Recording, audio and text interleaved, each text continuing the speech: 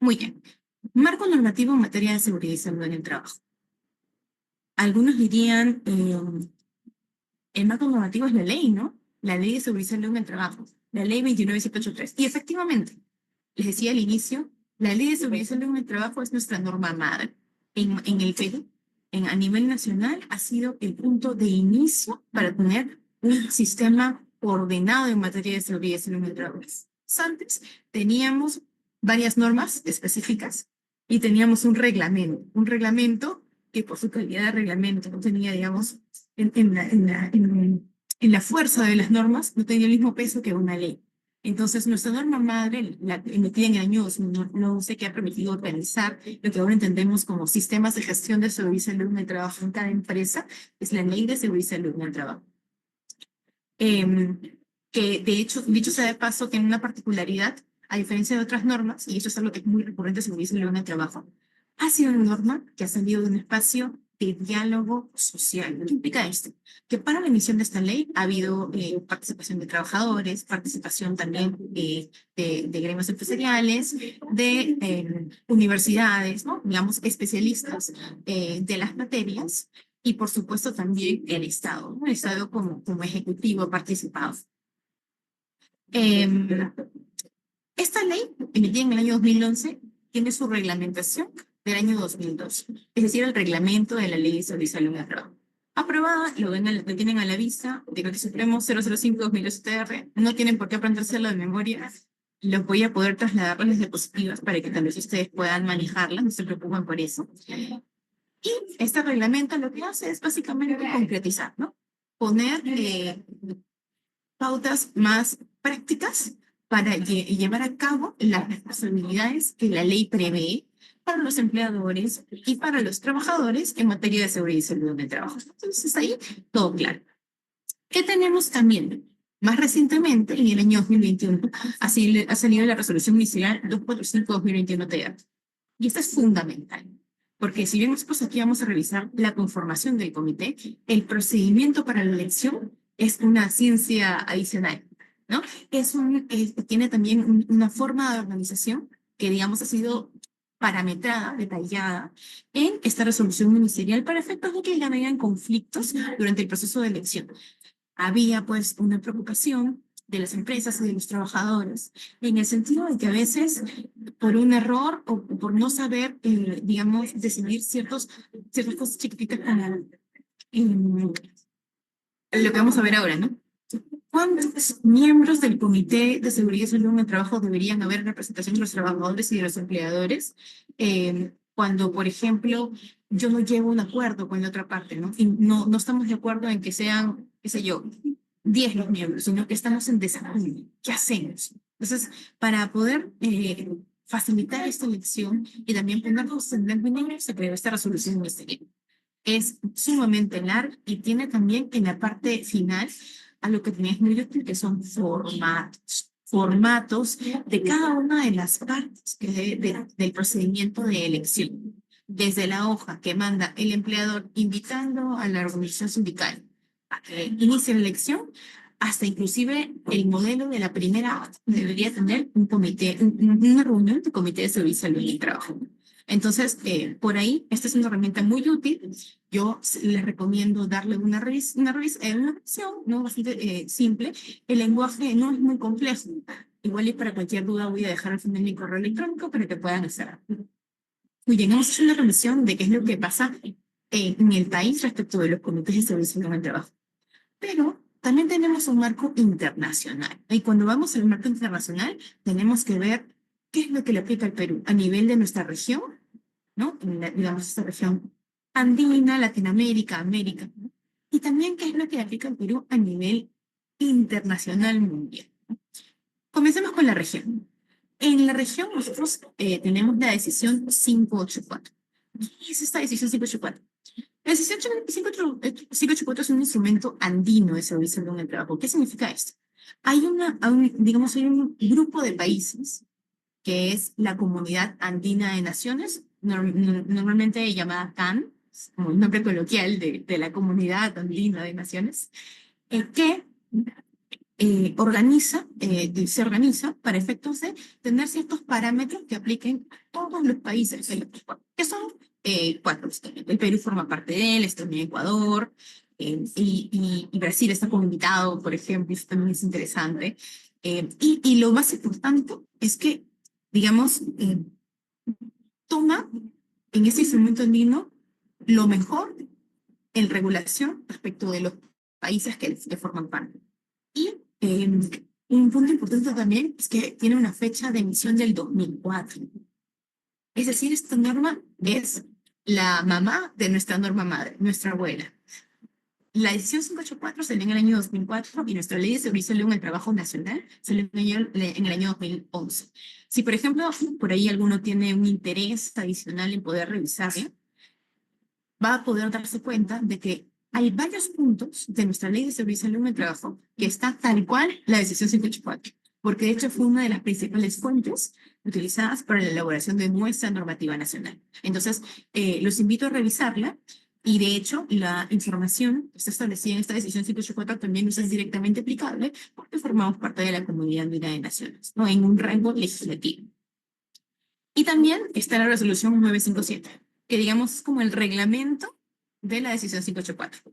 Es una especie de pautas que concretizan las disposiciones que en la 584 están dispuestas a nivel legal, se podría decir, de la Comunidad Andina de Naciones, para ponerlo con términos de simple comprensión.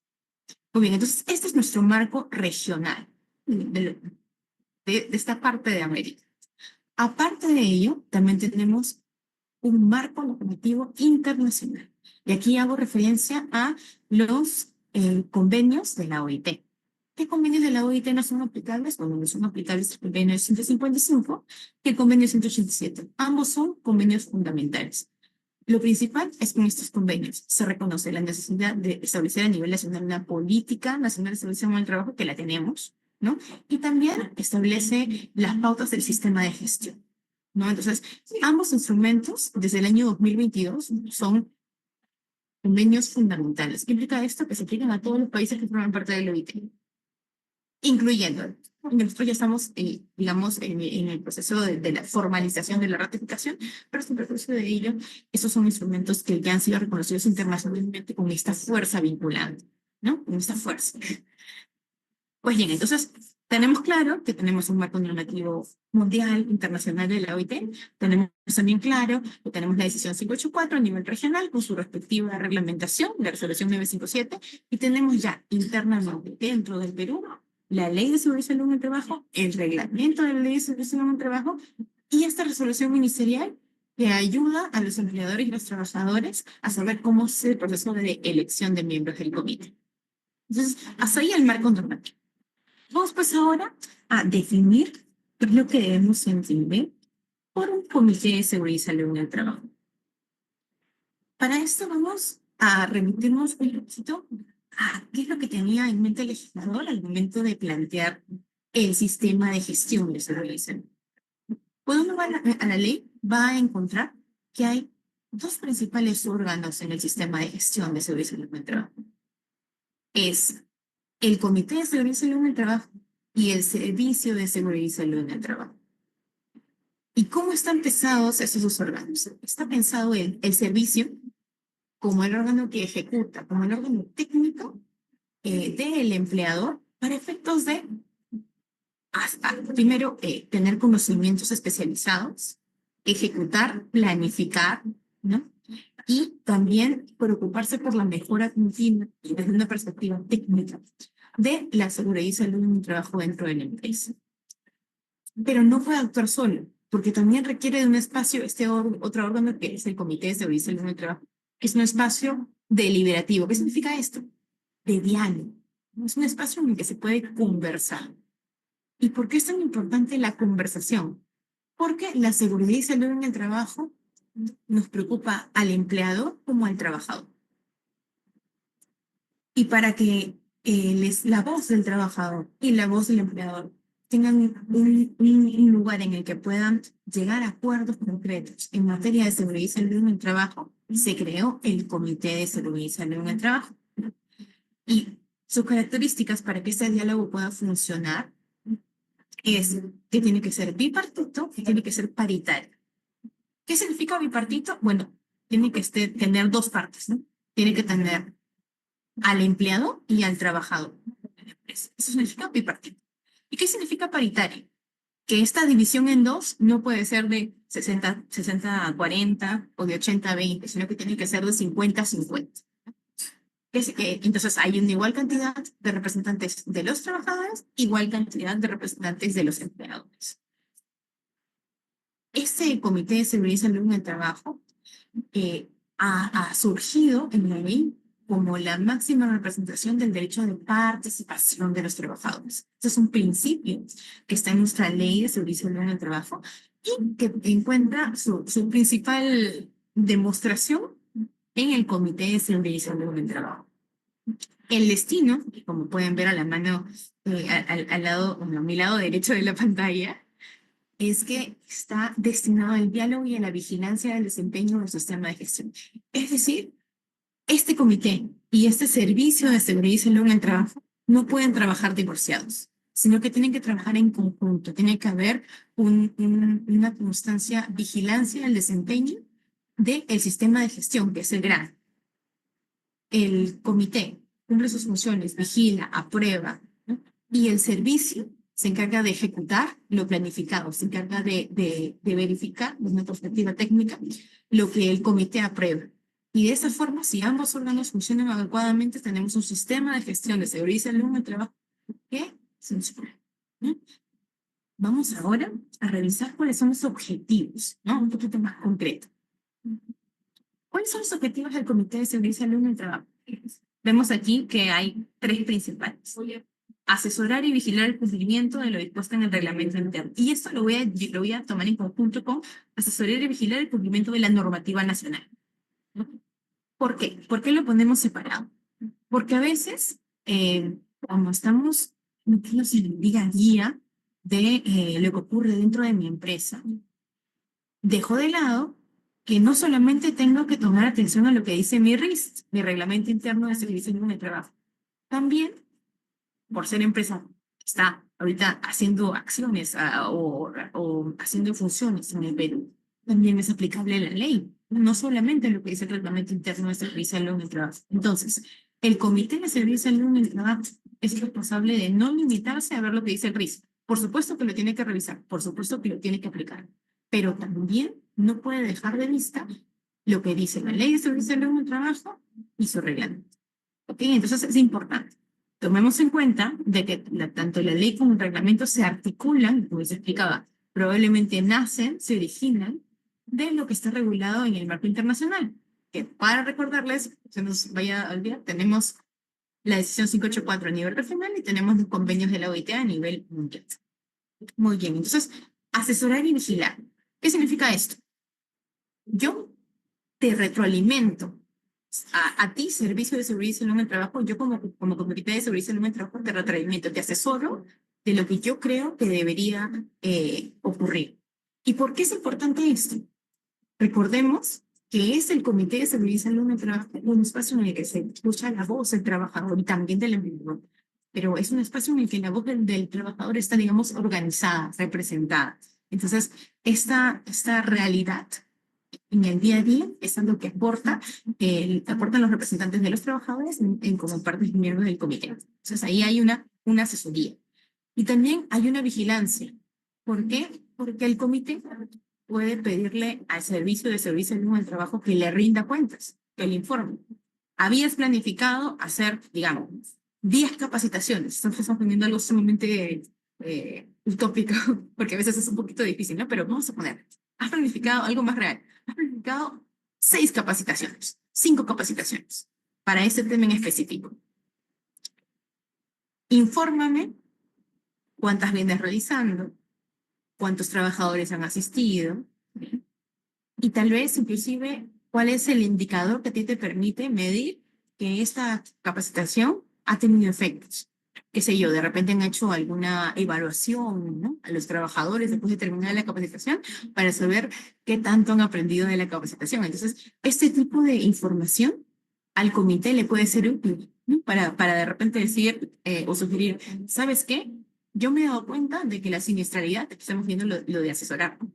Si bien tú me dices que estás capacitado en tal y tal materia, yo me he dado cuenta de que ahorita la mayoría de accidentes o de incidentes, o sea, de posibles accidentes que he visto en mi espacio de trabajo, se vinculan no a estas materias en las que estoy capacitado, sino a otras, ¿no? Entonces, de esa forma, asesoras y vigilas. Y finalmente, el tercer punto, el tercer objetivo es promover la salud y seguridad en el trabajo. ¿Qué significa promover?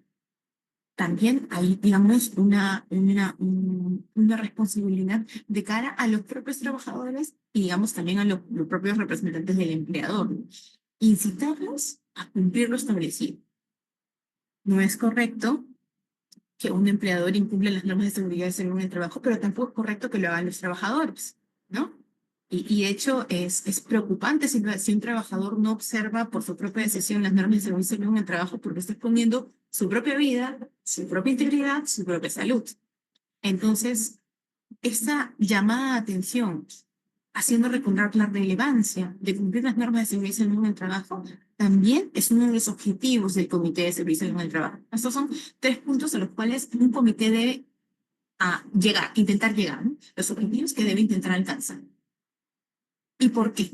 ¿Por qué esos objetivos son importantes? Lo dice en la parte de la base de nuestro código. Dice, para favorecer el bienestar laboral y apoyar el desarrollo de la empresa. A veces uno dice, uno piensa que las normas de seguridad y salud en el trabajo pueden tal vez ser costosas o que tal vez son muchos procedimientos, muy burocráticas y dejamos de lado el hecho de que todos los protocolos, todas las obligaciones, todos los costos tienen un porqué. Si yo protejo la salud, la integridad la vida de mi trabajador, voy a tener mejor productividad, voy a tener menor ausentismo laboral, voy a tener también a trabajadores comprometidos, ¿no? Porque están, digamos, dándole su fuerza de trabajo a un empleador que es consciente de que tiene a su cargo personas. Entonces, es importante la observancia de estos objetivos que tiene el comité para que el sistema de gestión pueda funcionar y se pueda favorecer el bienestar laboral y el desarrollo del propio empleador también. Este marco de los objetivos, todas las fuentes me van a encontrar probablemente en chiquitito en una de las esquinas de cada diapositiva. En este caso es el artículo 40 del reglamento.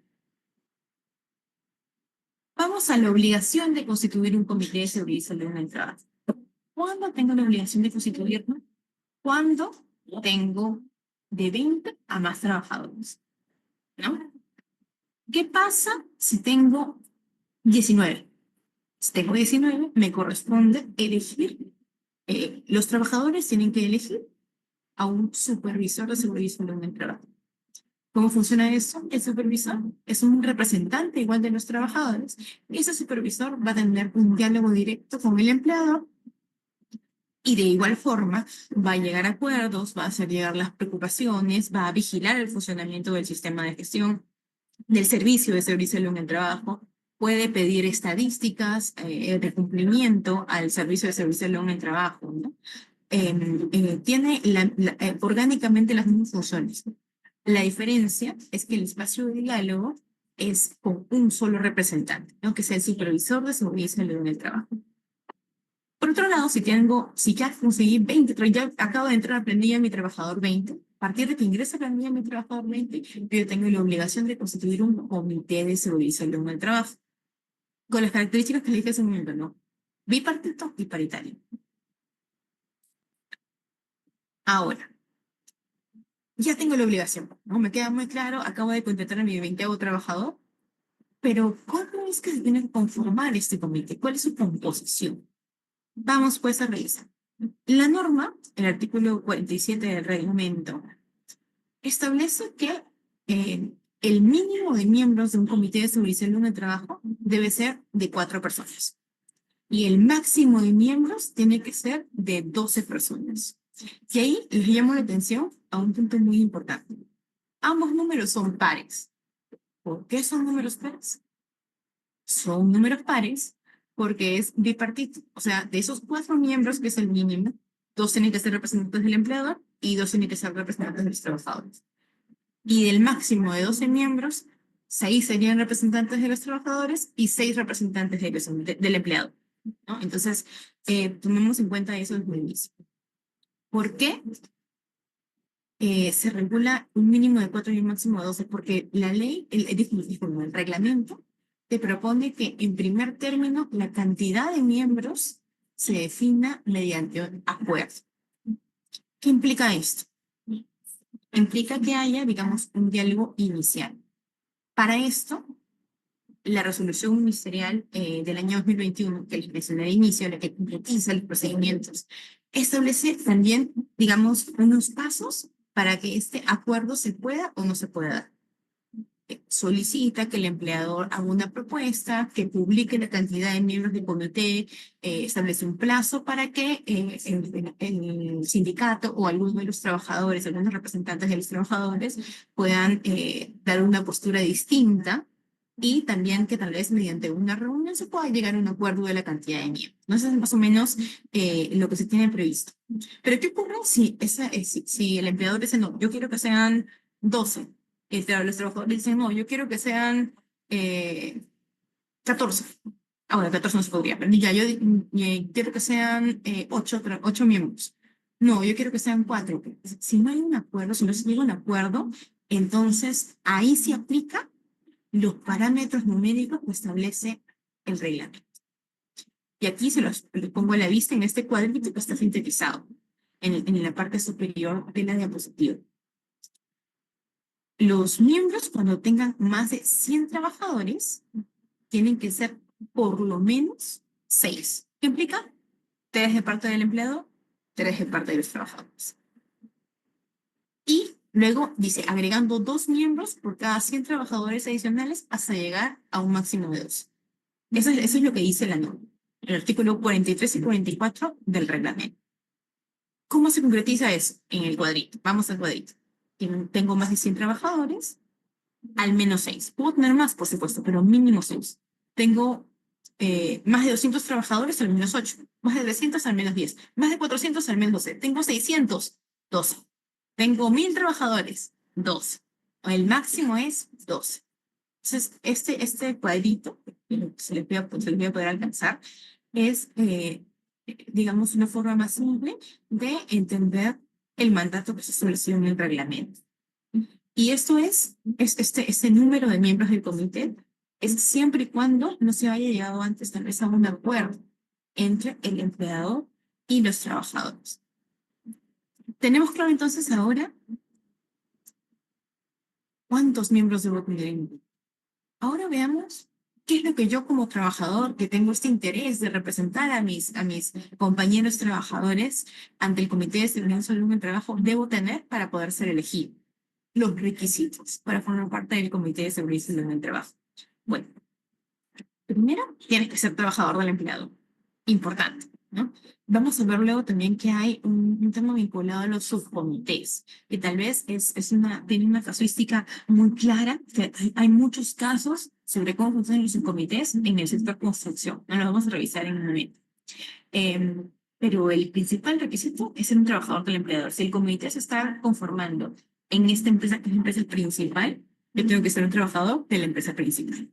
¿Ok? ¿Qué más? Tener 18 años de edad como mínimo.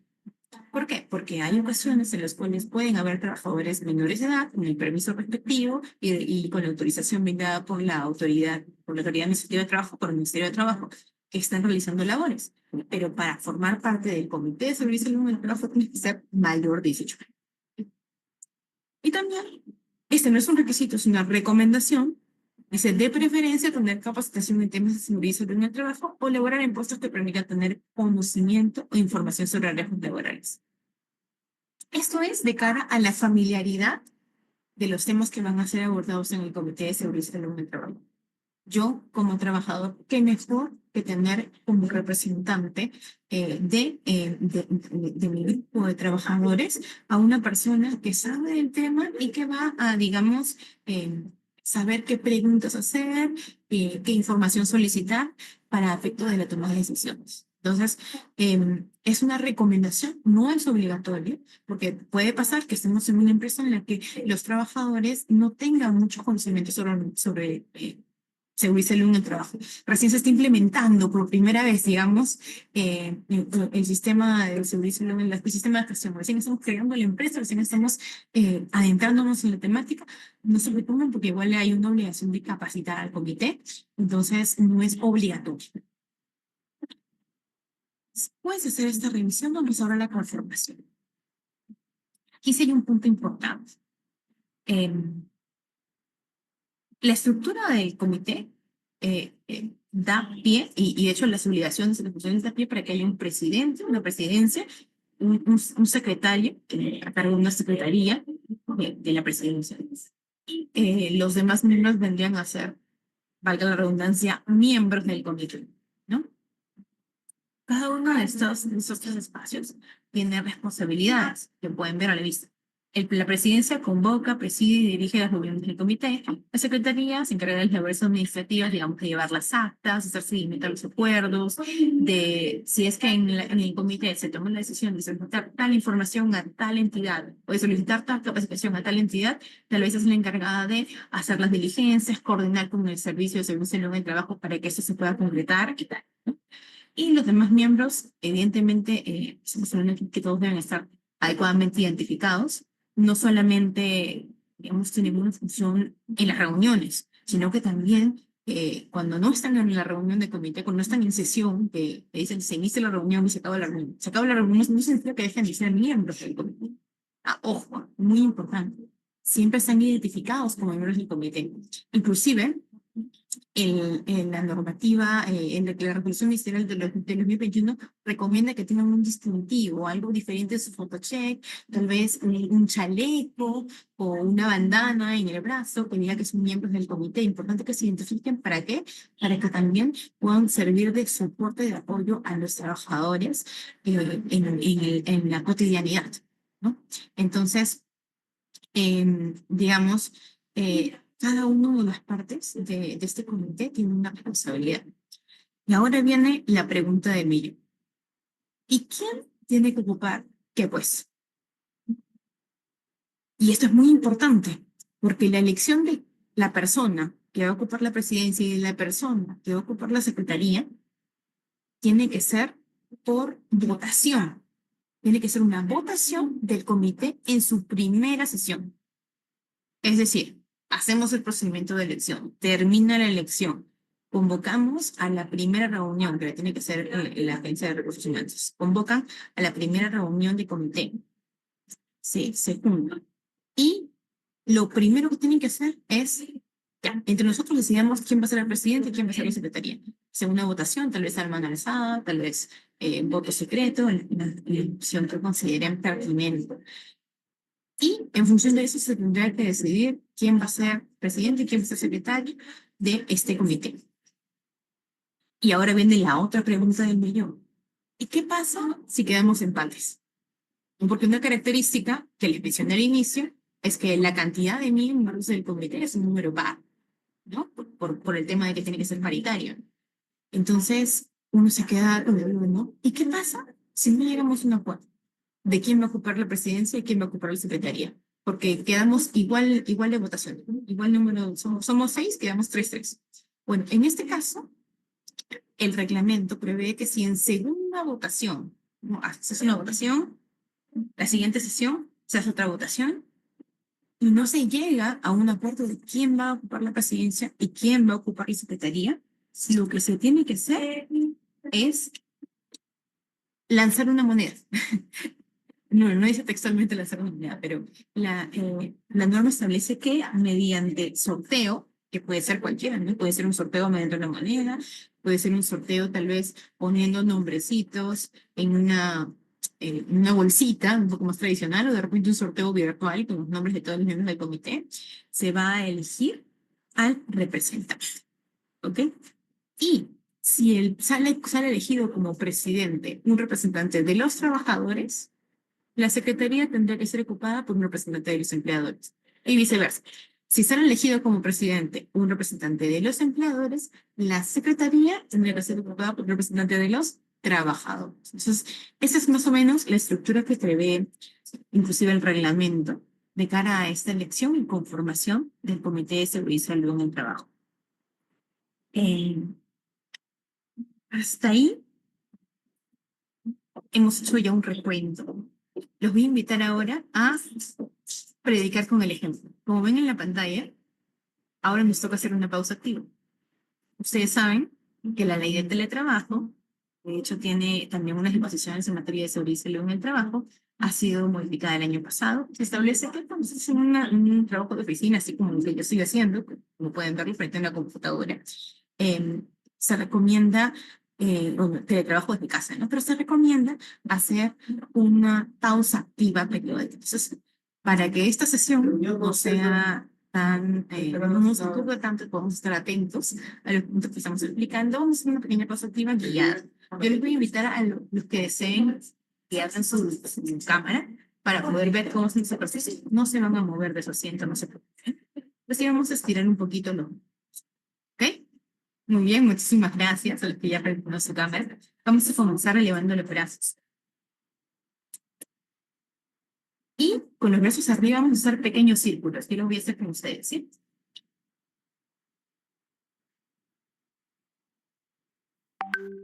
Vamos a hacerlo para ambos lados. Para ambos lados. Una vueltita, la otra vuelta. Muy bien. Ahora vamos a estirar los bracitos al costado, como dice la segunda imagen. Es decir, mi brazo lo estiro con el otro brazo. Hasta el espacio que puedan. No tienen que sobreesforzarse. Solamente es un estiramiento. Hacemos lo mismo con el otro brazo. Muy bien. La tercera imagen, dice que tenemos que poner el bracito atrás. Lo voy a hacer de costado para que puedan verlo. Mi brazo, lo jalo.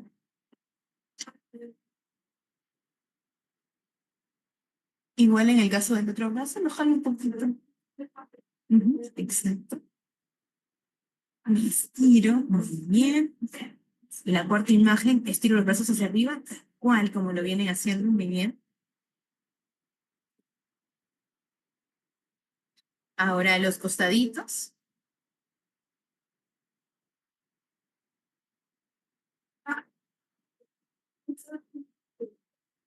La siguiente imagen parece que no está haciendo nada, pero no está moviendo los hombritos. A ver, los hombritos.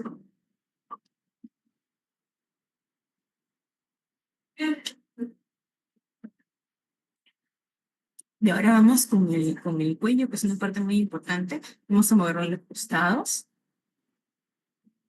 Lentamente, sin forzar el músculo ni el bolsito, porque hay que tener mucho cuidado con con el cuellito. Ahora vamos a los costados de esta forma. Me impulso un poquito con mi mano, pero no apoyo todo mi brazo, solamente me impulso un poquito. Igual en el otro caso, en el otro lado. Muy bien. Y finalmente hacemos rotaciones. Para un lado y luego en el sentido contrario también.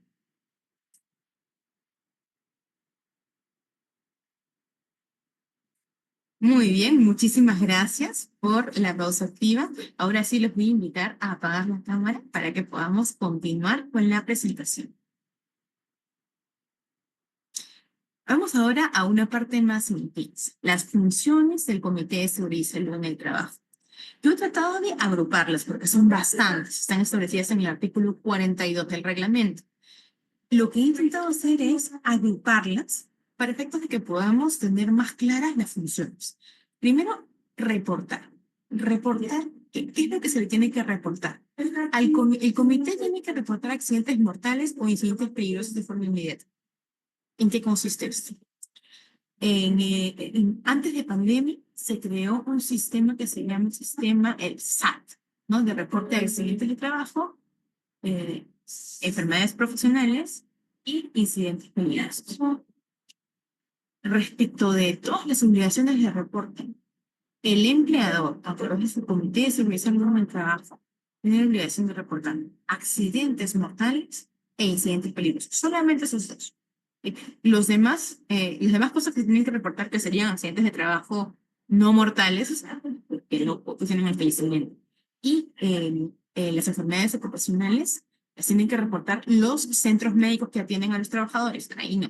Pero los accidentes mortales y los incidentes peligrosos que no llegan a ser un accidente, sí se tienen que reportar de forma inmediata por el comité, ¿no? Hay un procedimiento, hay unos plazos máximos que se tienen que tomar en cuenta. En el caso de los accidentes peligrosos es inmediato. Pues bien, este reporte lo tiene que hacer a través del comité el empleado. La responsabilidad, evidentemente, es del empleado.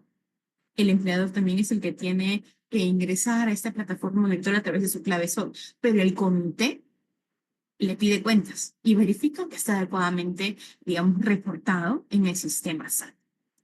¿Qué también tiene que hacer el comité? El comité investiga accidentes y también aplica medidas correctivas. O sea, verifica que las medidas correctivas que, como les dije, el Servicio de Seguridad Social en el Trabajo, que es el órgano ejecutivo, que es el que hace, tiene la obligación de realizar. Entonces, el comité verifica, le pide cuentas digamos, le pide información respecto de la investigación de accidentes mortales y también las medidas correctivas respectivas. También tienen la obligación de reportarle al comité estadísticas y actividades. Se recomienda que sea de forma trimestral, ¿no? Que estas estadísticas puedan ser administradas por el comité. ¿Para qué? Un tema muy importante. Para la toma de decisiones. Recordemos que estamos en un espacio de diálogo en el que se pueden tomar decisiones importantes porque hay representación del empleador. Entonces, para efectos de que la toma de decisiones sea con información concreta, con datos reales y un reporte de estadísticas obtenidas. Ahora, ¿qué tiene que aprobar el comité? Muy importante. El comité tiene que aprobar los documentos de gestión que están, digamos, enlistados en el reglamento de la Ley de Servicio Mínimo del Trabajo y que consiste en básicamente lo que tenemos al frente, ¿no? Políticas, planes y programas de promoción de la servicio del trabajo. Planes es básicamente como una lista de las tareas que vamos a realizar como parte de la implementación del sistema de gestión.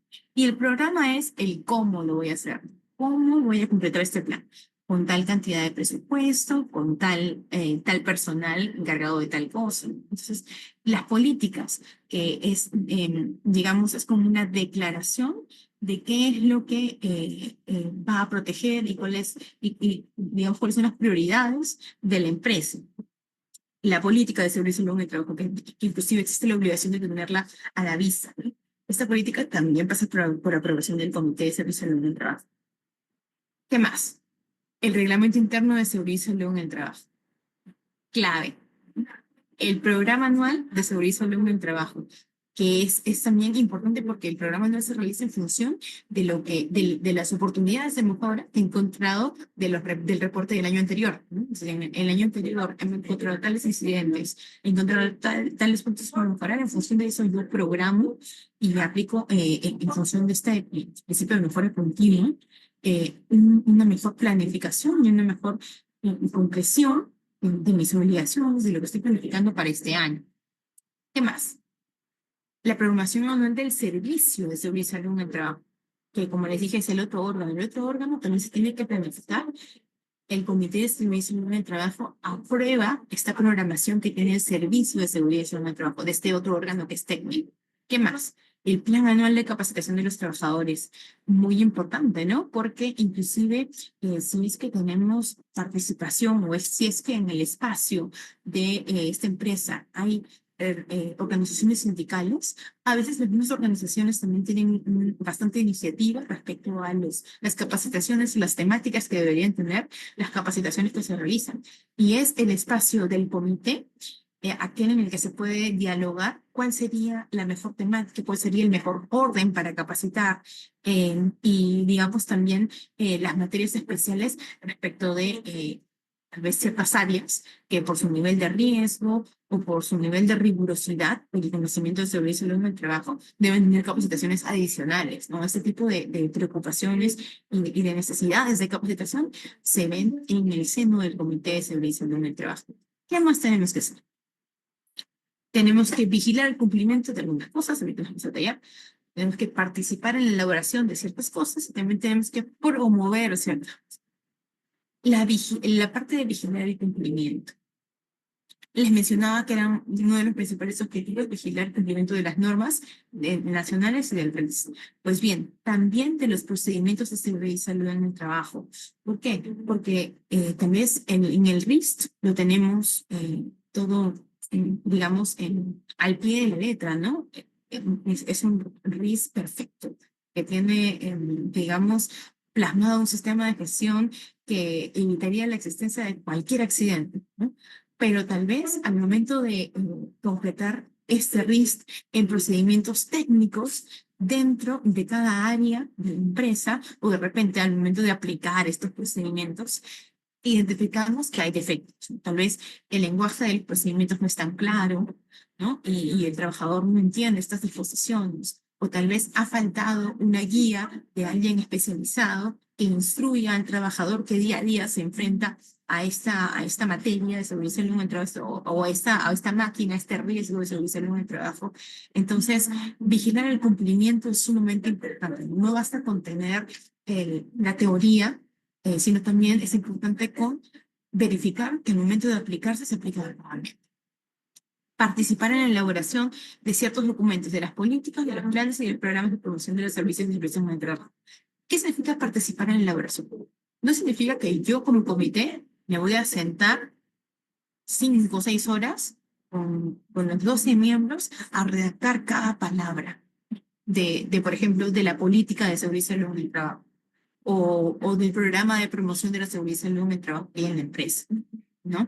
Sino lo que implica es que yo, como miembro del comité, al momento de que recibo los documentos para la aprobación, tengo que revisarlos. Y si es que hay ajustes necesarios o hay apartados con los cuales considero que no son acordes a las necesidades que hay en la empresa, bueno, pues tengo que participar en la elaboración dando mi fin, ¿no? Dando mis comentarios y tal vez sugiriendo modificaciones que tienen que concretizar el servicio de servicio en el trabajo como órgano técnico, como órgano que ejecuta. Promover compromisos, promover colaboración y promover la participación activa de los trabajadores.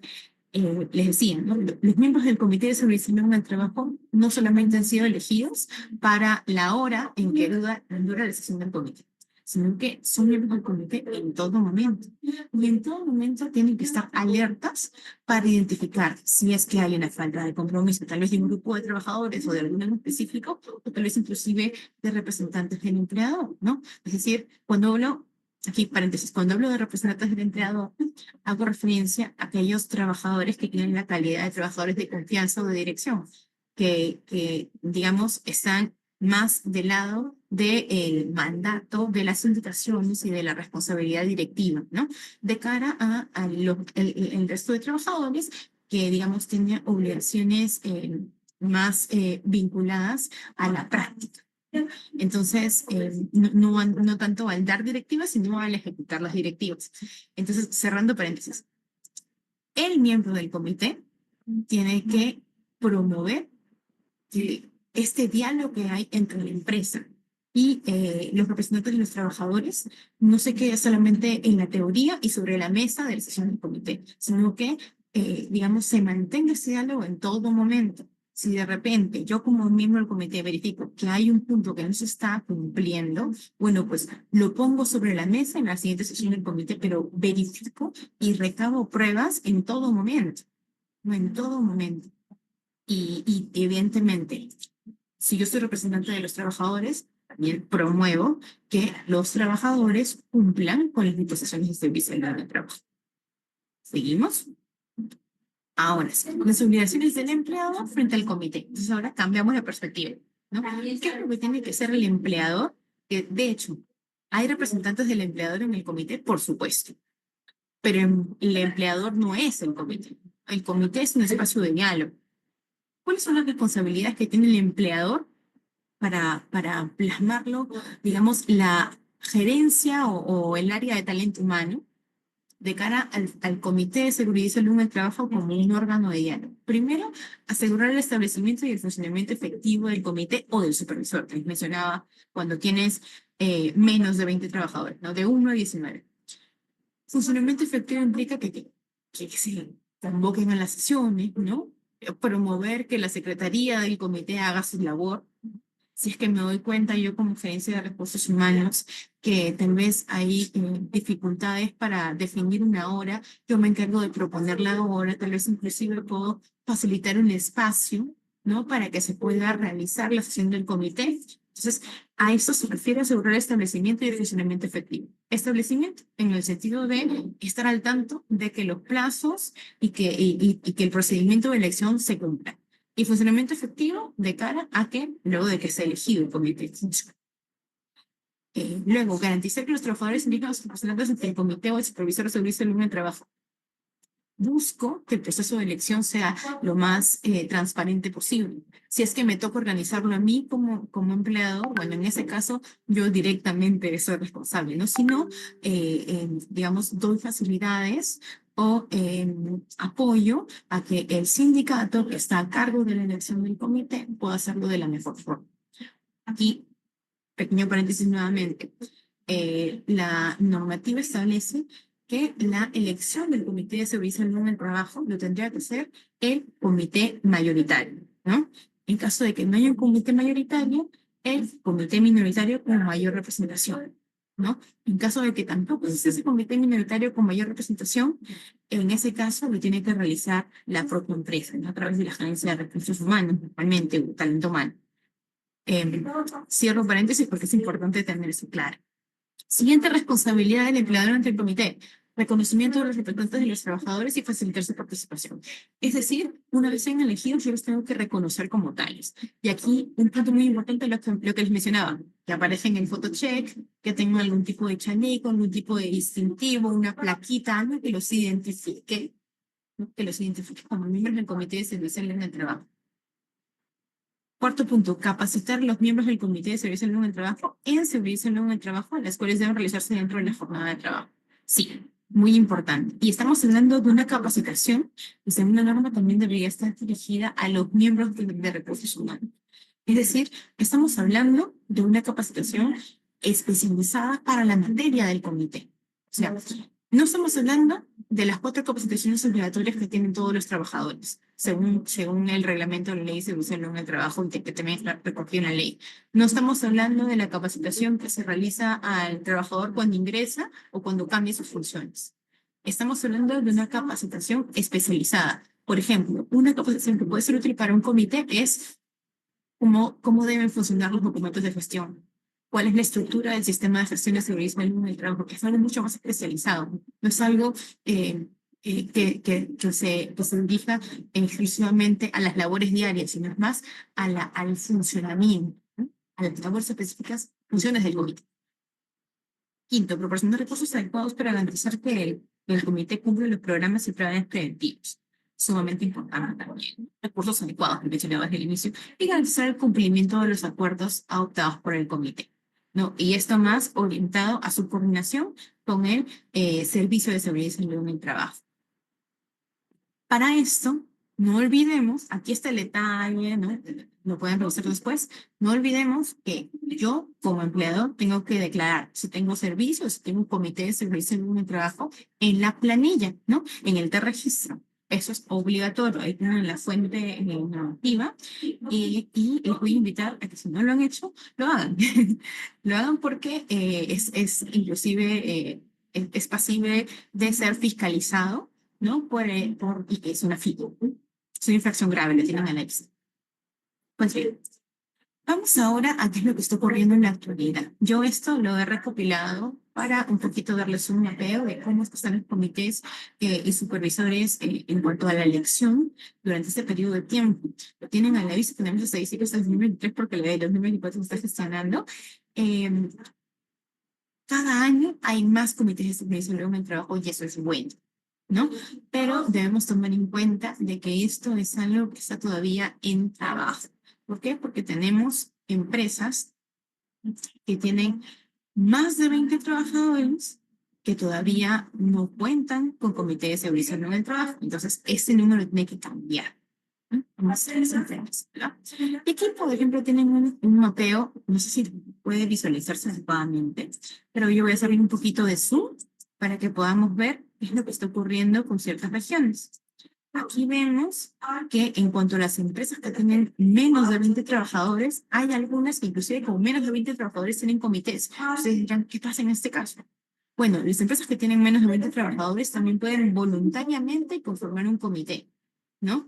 Y eso es un tema de mera voluntad porque, digamos, un comité es un espacio de un diálogo más horizontal, ¿no?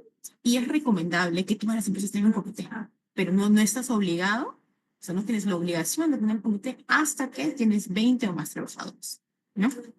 Muy bien. Vemos que en Lima región, en Lima metropolitana, hay un gran porcentaje de empresas con menos de 20 trabajadores que tienen comités, ¿no? 2.6 también en Loreto, probablemente sean las empresas más grandes. Muy bien, y ahora vamos a la cantidad de empresas formales con 20 a más trabajadores, para cada región, que cuenta con comité. Aquí el detalle es que también tenemos a muchas empresas que ya deberían tener comité, pero tienen todavía supervisor, 19.6%. Son bastantes. Ahí tenemos también un punto por mejorar, ¿no? O tal vez estén todavía en este proceso de elección, pero es importante no dejar de lado esta obligación. Muy bien, muchísimas gracias. Yo hasta aquí dejo la presentación. Voy a dejar de compartir pantalla para que podamos también, digamos, iniciar también con las preguntas. Y voy a verificar también, hay muchos mensajes en el chat para poder, les voy a pedir que por favor a los miembros de la dirección me puedan dar a conocer las preguntas más resaltantes. Muchas gracias.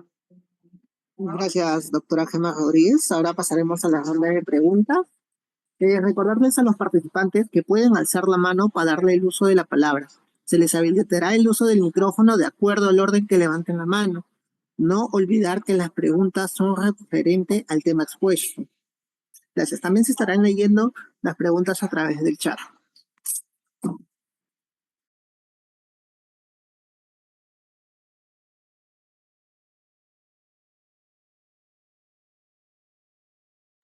Aquí tenemos una pregunta en el chat. Nos dicen, ¿no?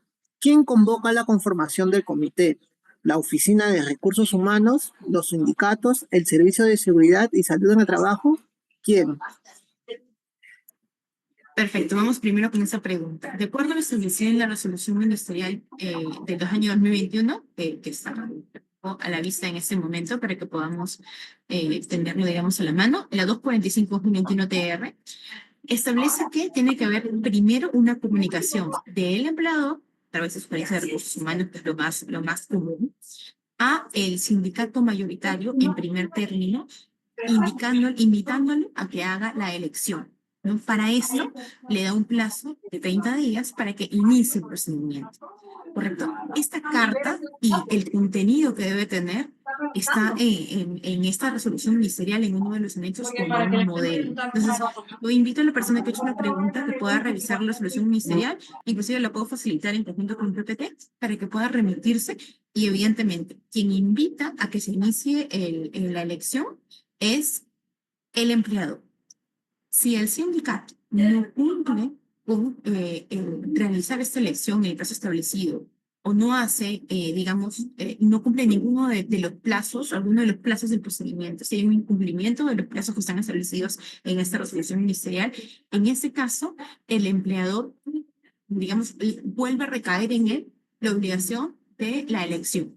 Le tocaría continuar con la elección en el punto en el que se haya iniciado el incumplimiento. Vamos a vernos de esa forma. Entiendo. Bueno, tenemos otra pregunta, están alzando la mano, de David Antonio Chicana. Se le está solicitando para que active su audio. David Buenas Antonio. tardes. ¿Se me escucha? Sí, sí, se le Sí, escucha. buenas tardes. Mi consulta es breve. Bueno, son en realidad dos consultas. La primera es, los miembros titulares y suplentes participan de la reunión del Comité de Seguridad y Salud en el Trabajo. Y mi segunda pregunta sería si es que estos miembros suplentes también firmarían las actas del Comité de Seguridad y Salud en el Trabajo.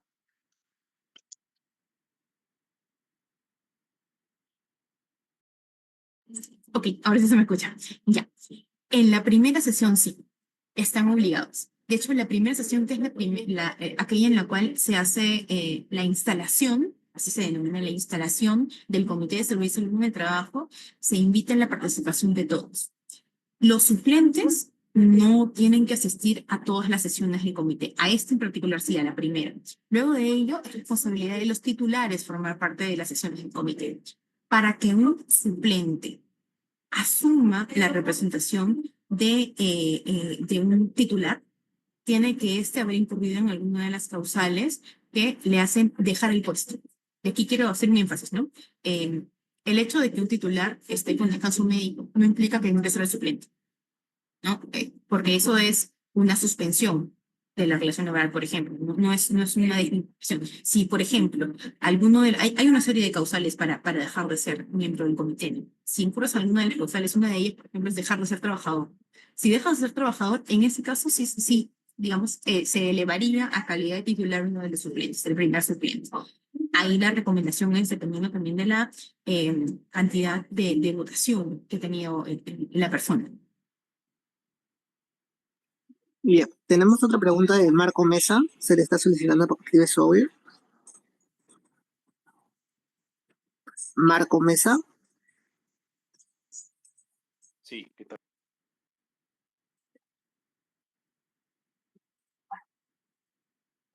Hola, Sí, ya se le escucha ya.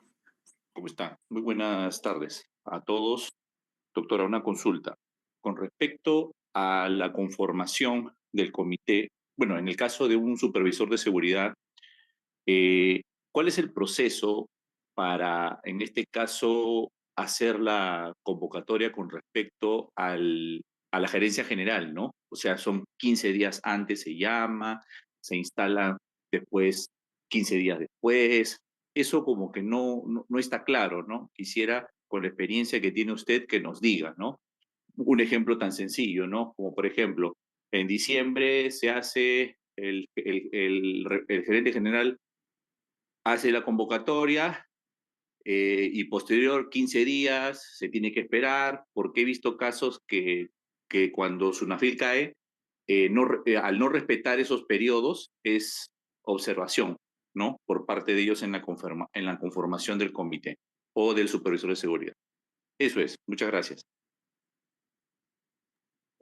Sí, a ver, en cuanto al procedimiento para la elección del comité, sí está en blanco y negro con plazos muy detallados en la resolución ministerial 245.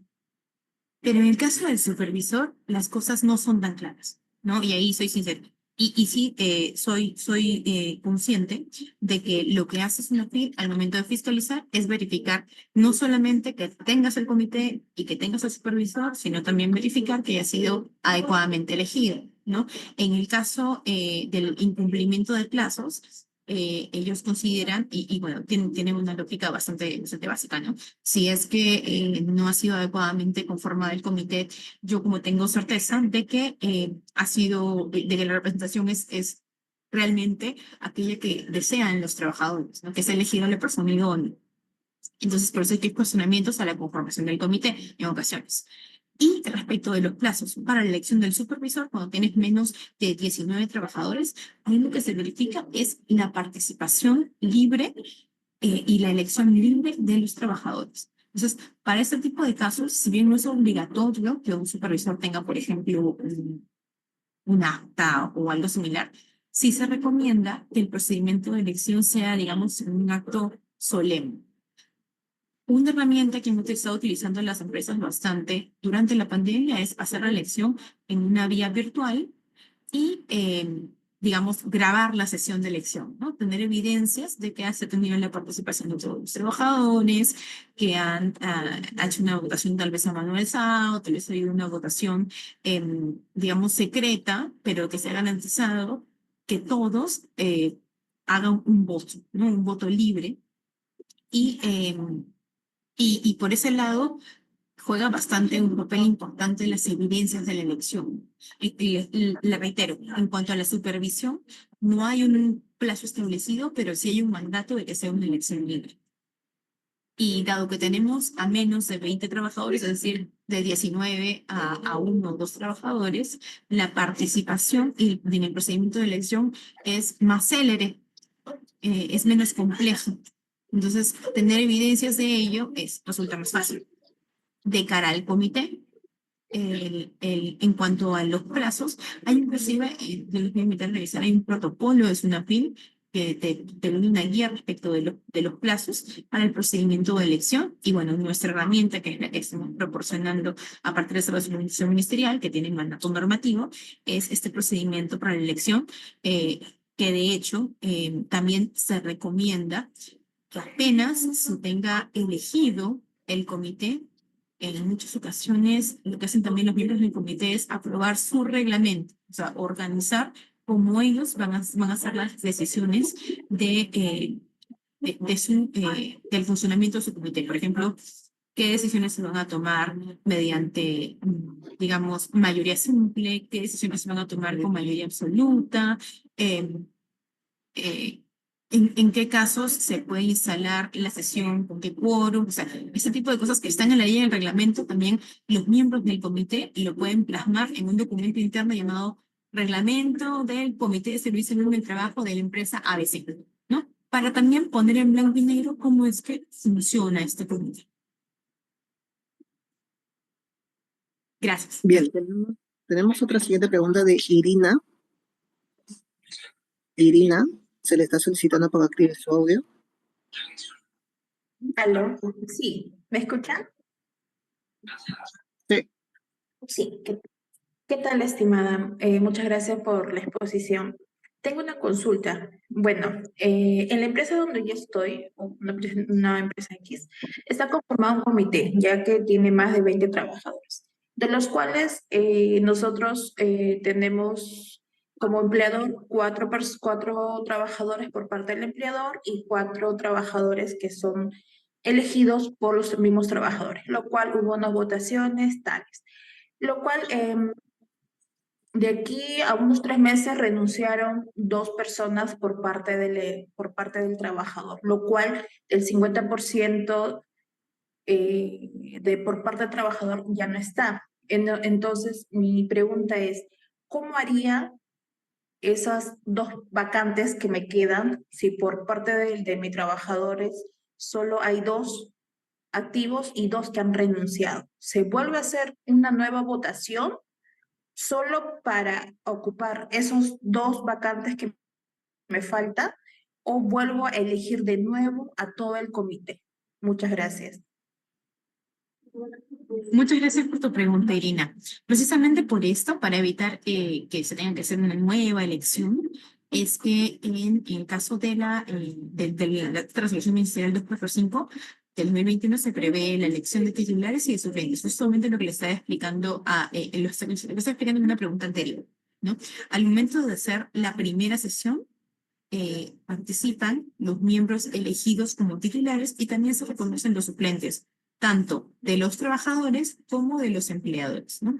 Tenemos, digamos, si en este caso tú me pones el ejemplo de una empresa que tiene 8 miembros en total, 4 titulares de la empresa y 4 titulares de los trabajadores, ¿no? En ese caso tendrían que haberse elegido 4 titulares de los trabajadores y 4 suplentes de los trabajadores, de forma que en caso de que, por ejemplo, alguno de ellos incurra en una causal de vacancia, el hecho de que dejen de ser trabajadores es una causal de vacancia porque cumplirían con uno de los requisitos para ser miembro del comité. Entonces, así porque las personas dejarían de ser titulares y dejarían de ser miembros del comité e ingresarían a su lugar los 2 suplentes. Igual ocurre en el caso de los empleadores. De repente tenemos a personal de confianza y un personal de dirección que era titular del comité y que, digamos, ha dejado de formar parte de la empresa. En ese caso tendrían que ingresar los 2 suplentes designados por el empleador al momento de instalarse el comité de supervisión del trabajo. Bien, tenemos... Ahí sí, un pequeño comentario, disculpen, adicional. Tengo limitaciones en el tiempo. Tengo una reunión programada era para las 4 de la tarde. Les agradecería si podemos tal vez resolver una pregunta más y les voy a dejar mi correo electrónico para que puedan hacerme alguna otra consulta. ¿Correcto? Sí, doctora, está bien. Vamos con la última pregunta para Loren Ruiz. Se le está solicitando que active su audio. Buenas tardes. Sí, se le escucha. Qué bueno. Bueno, mi consulta no la terminé de hacer ahí por escrito, pero le manifiesto, ¿no? Un trabajador nombrado que tiene un puesto directivo sufre un accidente leve de trabajo y como considera que puede atenderse solo, manejar sola su lesión, no lo quiere reportar como accidente de trabajo. ¿Qué cosa es primero, la ley de seguridad y salud en el trabajo o la ley general de salud en cuanto a lo que se refiere a confidencialidad de este caso del accidente de trabajo? En su exposición estuve viendo que lo que es obligatorio reportar son los accidentes mortales, pero el comité debe de también tener la estadística de todo lo que está pasando, sea un incidente o sea un accidente de trabajo. Por ahí va mi pregunta. Gracias. Ok, tiene bastantes aristas su pregunta. Voy a tratar de completarlo lo más simple y rápido posible. Primero, en mi presentación yo hice referencia a que había obligación del empleador de reportar accidentes mortales e incidentes peligrosos.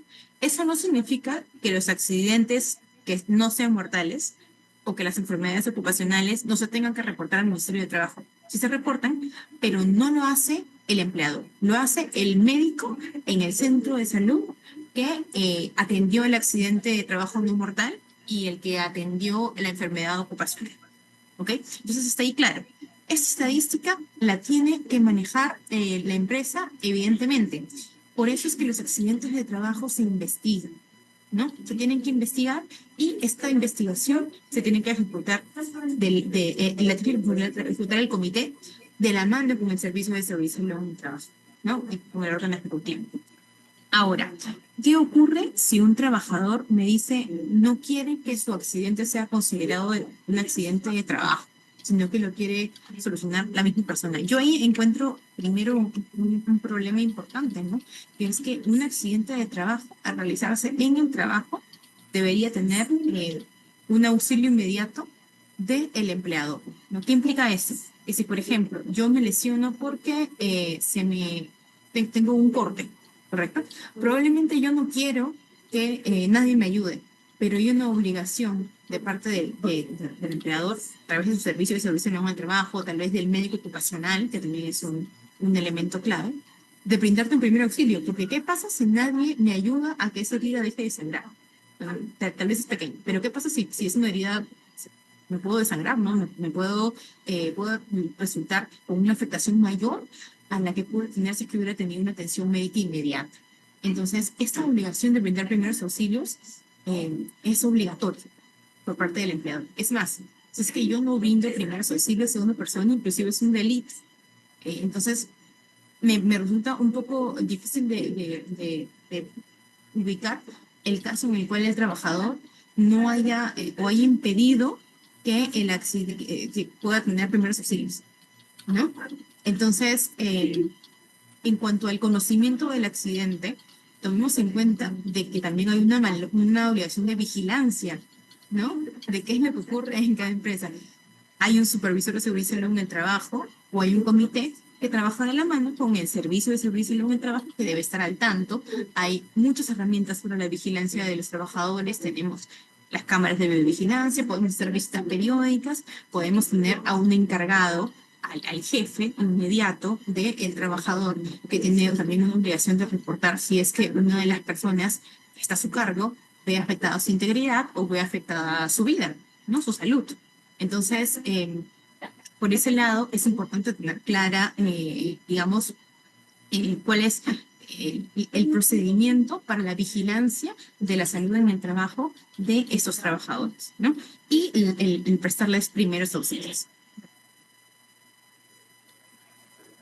Muchas gracias, doctora. Damos por finalizado Gracias. la ronda de preguntas. Muchas gracias nuevamente, doctora Gemma Rodríguez, por la excelente ponencia que nos ha brindado el día de hoy. Le damos el pase para sus palabras finales.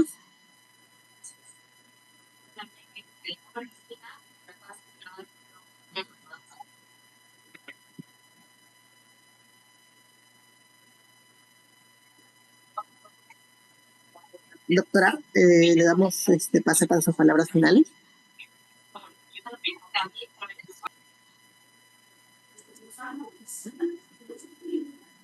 Sí. Ana, ya le damos el pase para sus palabras finales. Sí, muchísimas gracias a todos los asistentes. Ha sido bastante provechoso. Las preguntas creo que van a ser útiles para todos los asistentes. Han sido bastante puntuales. Han ido a la yugular, como diría.